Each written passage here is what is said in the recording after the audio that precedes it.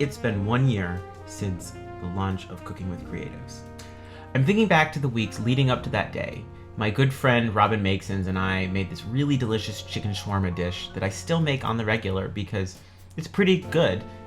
The lighting in that video was god-awful. I'm still getting in my stride of how to be a good interviewer and what the point of this channel would even be.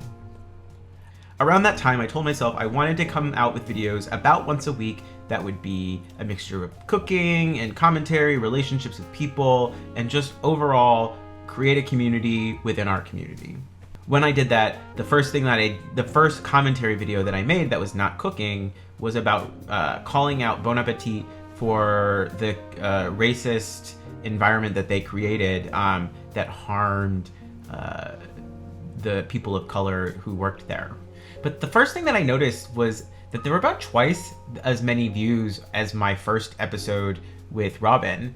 And so that might have been my first indication that, you know, maybe the cooking stuff wasn't the best move, but I decided to keep moving forward with it because I was like, well, you know, it's new and it's gonna grow and I'm still learning what I'm doing. Over the summer, I would release a new video every single week with no exceptions. About midway through though, I started getting requests from people who wanted to get interviewed, but didn't necessarily want to cook something, which is when I launched Cocktails with Creatives. Based on feedback from friends, my interview style was finally in a good groove, but around this time I started to notice an unfortunate trend. My 5th episode with Jeffrey Lung and Eric Zhang was at the time a pretty big high point for Cooking with Creatives, and currently my highest viewed episode of Cooking with Creatives. Unfortunately, the next 10 episodes would all have substantially lower view counts, and I also started noticing that my subscriber count was not increasing like when I first started. At this point, I started to get a little worried. Am I making these videos for no one? It's a lot of work. To just give you some numbers, every single episode up to that point took at minimum 20 hours to produce, from the initial meeting with the guest, with the multiple grocery store visits, the practice cooks, the actual filming, the editing, making thumbnails, promoting, and by month 3, I knew that there was no way I would be able to continue at the speed I was going because I was about to get back to school stress. That is when I made my first vlog that would eventually become talking about entrepreneurial, managing stress, just overall advice to give different musicians.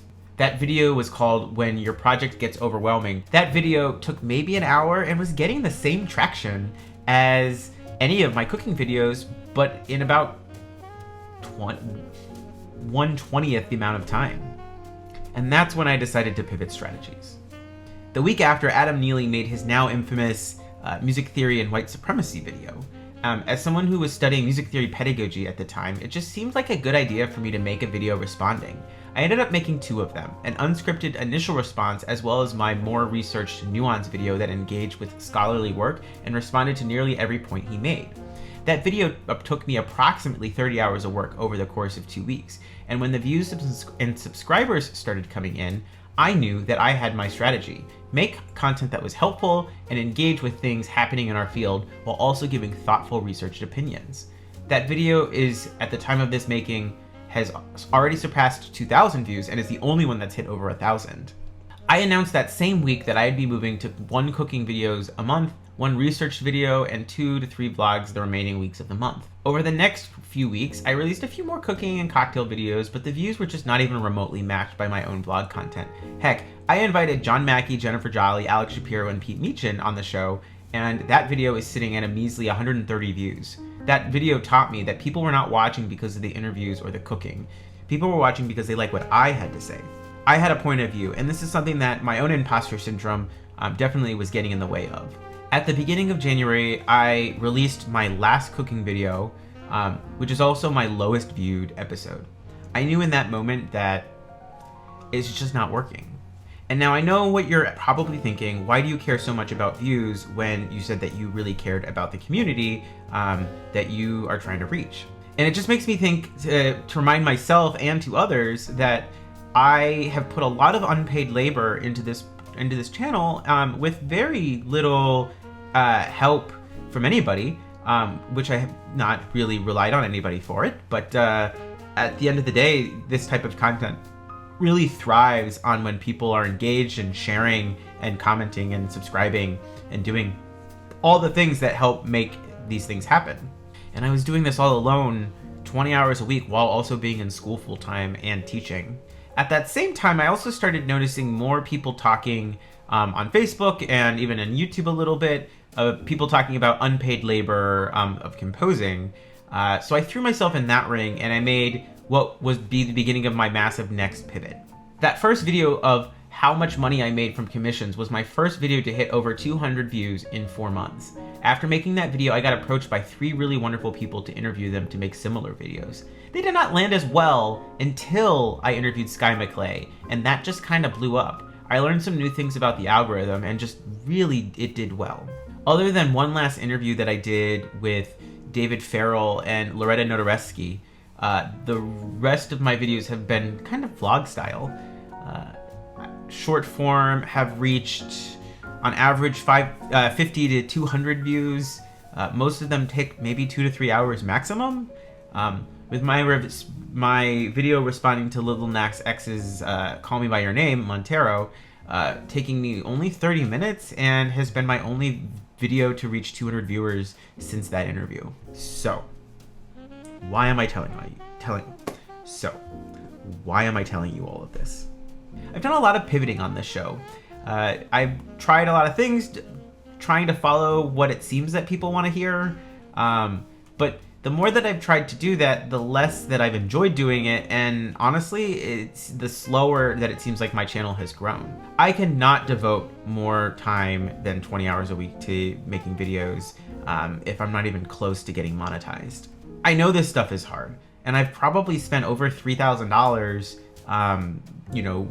between buying food and film and video and microphone equipment, which, to be fair, is also stuff that I've wanted for a long time, even if I wasn't making videos. And I also was lucky to get a grant to pay for some of that, but not all of that was covered by grants. It's just not practical. And so that is why I've decided to no longer be working on a weekly video release schedule. Instead, I'm going to be focusing more on quality instead of quantity. Sometimes these videos will be short, sometimes they'll be long. But one thing I know for sure is that if you are considering starting a YouTube channel in 2021, here are a few things that you should really consider about that I've learned over the last year. See if you can work with a friend to work on these things. Promoting this stuff is really the hardest thing that I think I've had to do ever. It's stressful, it's really frustrating. You have to know when to time the algorithm, and sometimes that algorithm works and sometimes it doesn't, and it just never seems to be consistent.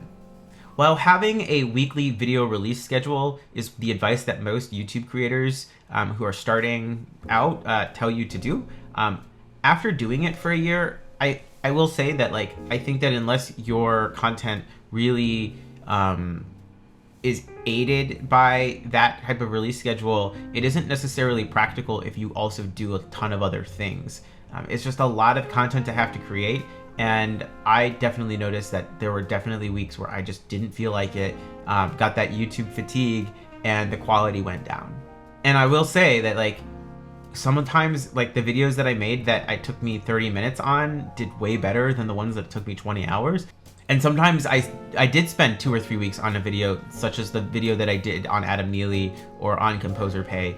And those, all of that content was very successful, and I spent time on it.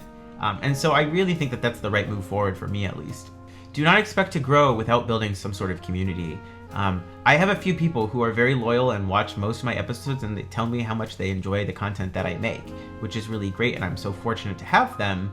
But one thing that I think that I failed to do is expand that community and think beyond the algorithm and more towards, well, who is my audience? How can I engage them, and how can I get to know them? Because it's something that I don't know, and I have really struggled to figure that out. I was not expecting to have to spend so much money on microphones and camera equipment and all of that stuff when I started this channel, but I don't regret doing that because I am also a professional musician, and these are things that I probably should have anyways.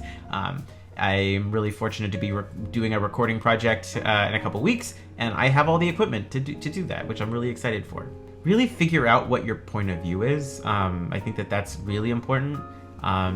You probably have one, and you need to really embrace it. Also, don't pivot as much as I have. So anyways, I will be continuing to make videos. I will. but on a lesser, I'll be making less of them, less frequently, but they will still come. They will still be happening, and I'm going to be really focusing on quality instead of quantity. Finally, I do know that I will be continuing to make more videos, but I don't know if I will be making any more cooking videos. I don't think it has gone anywhere. I don't think that cooking just became something that used to be fun and is now not fun anymore, because it's so much tied to like, well, people aren't going to watch my videos because it's an oversaturated field. There's so many people who are YouTube cook people, and I enjoy watching those shows. Guess what? I've stopped watching them because it's just not enjoyable for me anymore.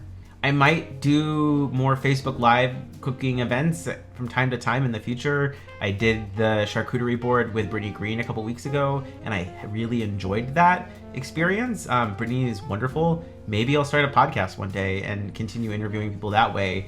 But for now, I just don't think that that's where I want to spend my energy. So anyways, that's all I have for you today.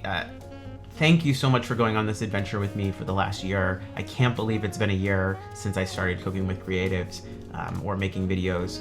By not focusing so much on trying to promote myself, I can focus more on promoting people, my friends, my colleagues, who really also need to be promoted. That's how I will build my channel, is by promoting other people, and I hope that you can do the same for me.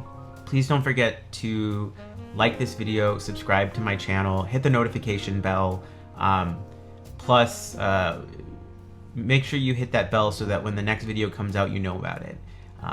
So anyways, keep staying creative, friends. I love you, and thank you for watching.